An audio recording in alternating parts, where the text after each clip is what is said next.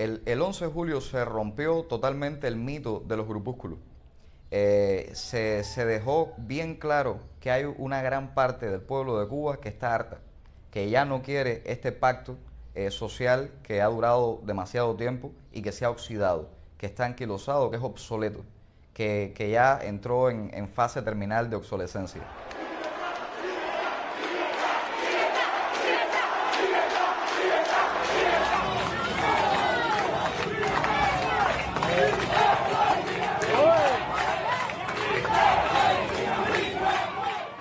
Primero nos pareció una protesta muy legítima, muy digna, porque estaba pacíficamente, estaban tomando las calles de modo pacífico. Y cuando cortaron el internet sí nos preocupamos, dijimos, bueno, va a haber represión contra los manifestantes de San Antonio. Y nos parecía un acto absoluto de cobardía quedarnos en un sofá viendo lo que podía ocurrir, un fratricidio entre cubanos. Así que dijimos, tenemos que ir, tenemos que salir, para dónde vamos, y decidimos que el ICRT era el lugar adecuado. En primer lugar porque es la institución que se encarga de la comunicación hacia el país. Y la idea era llegar hasta el ICRT, un grupo de jóvenes en modo pacífico, y pedir 15 minutos de derecho a réplica. 15 minutos para decir nuestra versión como parte del pueblo de qué era lo que estaba generando esas protestas. Para evitar todo eso desde la visión y desde la voz de un grupo de jóvenes que quiere cambios en el país, pero que quiere esos cambios por la vía sin sangre, por una vía pacífica, por una vía de consenso. Queremos saber la verdad, queremos saber la verdad, queremos saber la verdad, queremos saber la verdad, queremos saber la verdad.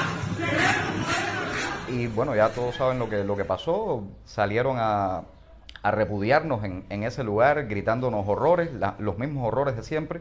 Nosotros decidimos sentarnos en el piso para que fuera más evidente que no estábamos en plan violento en ese lugar, y así todos nos agarraron por la fuerza y nos lanzaron como si fuéramos sacos de escombro a un camión que se usa normalmente para trasladar basura en la ciudad. Cuando llegamos al Vivac, constantemente seguían llegando jóvenes desde distintas partes de La Habana que habían participado también en otras manifestaciones. Gente muy joven, muchachos de 17, 18 años, que habían participado en protestas de todo tipo, desde las más pacíficas hasta las más violentas.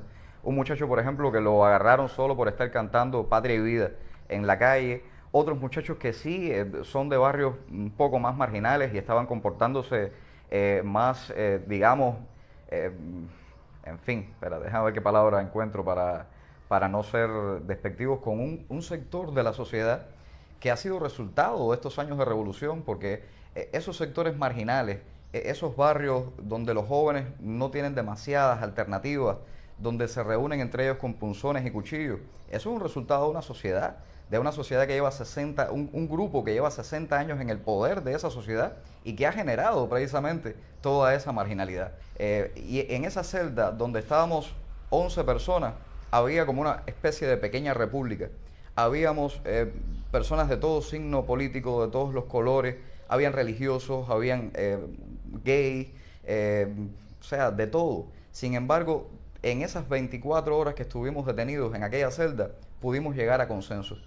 Pudimos hablar de historia, pudimos hablar de Martí. Era muy interesante ver a aquellos muchachos, los famosos duraquitos de los repas, de barrios muy marginales, escuchando hablar sobre Félix Varela, enterándose de que Colón había pensado que Cuba era Zipango cuando llegó a nuestras tierras, y nos decían, hemos aprendido más en estas horas en una cárcel que en todos los estudios que tuvimos en secundaria y en el pre. ¿Dónde están las cifras? Porque no he visto en conferencia de prensa que se den cifras reales de cuántos detenidos hay en el país. Yo calculo que están cerca de 1000 personas detenidas en toda Cuba. Esto no fue una protesta localizada en un lugar, en una sola ciudad. Fue toda Cuba, una buena parte del pueblo que dijo, ya basta, no podemos seguir así en estas circunstancias. Entonces hay que darse cuenta de que Cuba necesita un nuevo pacto, Cuba necesita un nuevo consenso. Hay que llegar a un cambio real, no a curitas. No se puede tapar un salidero enorme en una tubería oxidada con una simple curita, con un remiendo. Sin democracia, sin libertad, sin una apertura real, sin un diálogo hacia lo interno con toda una sociedad, reconociendo que hay una oposición, reconociendo que hay una parte del pueblo insatisfecha, reconociendo que hay una parte que ya no quiere saber de estos señores en el poder, con un solo partido gobernando. Si no reconocen eso, la paz es momentánea. Y estamos dispuestos a todo. Y estaremos en las calles combatiendo. Y sabemos que se están orquestando incidentes de este tipo. Sabemos que en estos momentos hay masas revolucionarias en las calles de La Habana también enfrentando elementos contrarrevolucionarios. Casi siempre que hay insatisfacción popular, descontento, casi siempre que hay protestas masivas, hay violencia. ¿Qué se puede hacer para evitarla? Bueno, no intentar apagar el fuego con gasolina, que fue lo que hizo el señor Díaz-Canel. El llamado al combate del señor Díaz-Canel es el acto más irresponsable que podía cometer un político en una situación como esta. Hemos visto cómo en los últimos días ha ido matizando, suavizando su discurso, pero a nadie se le va a olvidar ese llamado al combate, ese llamado violento que hizo en medio de una situación crítica que estaba viviendo la sociedad cubana. Por lo tanto, él es el responsable máximo de todos esos incidentes, de todos esos hechos violentos que ocurrieron en las calles. Entonces yo creo que la agudización de la crisis que está viviendo Cuba responde fundamentalmente a errores del propio gobierno. Hacer la tarea de ordenamiento dentro de la pandemia fue un desastre, porque trajo una inflación galopante, trajo más divisiones dentro de la sociedad, más miseria, más exclusión, gente que no tiene acceso a divisas para poder comprar productos básicos en las tiendas en MLC, trajo por supuesto todo esto de los apagones. Cuba realmente en los negocios no es muy buena, se endeuda, no puede resolver sus problemas, pretenden controlarlo todo.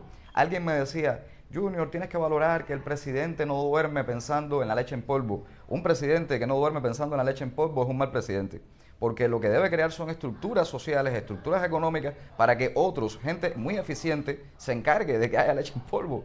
Y entonces tú como presidente debes encargarte de que los más pobres, los más desfavorecidos, tengan acceso a ese tipo de productos, tengan algún tipo de ayuda del gobierno para paliar, digamos, su crisis personal, su crisis circunstancial. Pero no tú como presidente dejar de dormir pensando en cómo entrar un barco de leche en polvo, porque lo estás haciendo mal. El cambio real en Cuba va a ocurrir adentro y arriba, dentro del poder, allá arriba en esa cúpula. Cuando algunas personas ahí cobren dignidad y se den cuenta de que han traicionado a su propio pueblo, cuando muchas de esas personas revienten también su burbuja mental, entonces comenzarán a ocurrir cambios en Cuba. Y ya lo hemos visto, porque con los resultados de estas protestas, muchos artistas que hasta ayer no se atrevían a asumir una postura, lo están haciendo. La gente ha cambiado, la sociedad de Cuba cambió y nosotros no nos hemos dado cuenta. ¿Cómo hacemos dignamente para responder como cubanos en una situación como esta? Yo creo que la solución de Cuba está en acabar de reventar todas esas burbujas mentales que no nos dejan entender que Cuba cambió y que Cuba ahora mismo es otro país.